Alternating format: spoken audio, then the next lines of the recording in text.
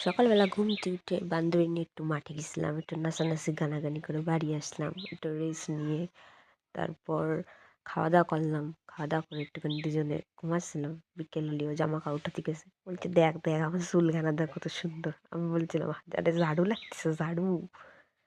তারপরে দুজনে একটুখানি মজা করে নিচে আসলাম সন্ধ্যাবেলায়। সন্ধ্যাবেলা নিচে এসে একটু চা টা খেয়ে আবার চিকেন পকোড়া করছিলাম। আর ও যেহেতু জন্মদিনে কিছু খাওয়াইনি আমাকে, তাই ওই পায়েলের কাছে একটু কেক আনতে দিয়েছিলো।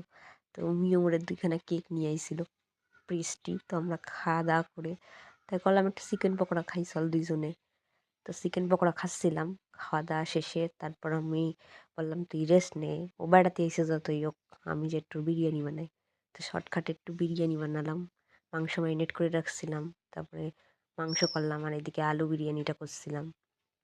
তো দম টম দিয়ে সেইটুক তো আর দেখাতে পারিনি, কেউ আমার হেল্প করতেছিল না। তো হয়ে গেছে রান্না, এবার আমরা দুজনে খাওয়া দাওয়া করবো। তো চলো এইটুকুই, টাটা।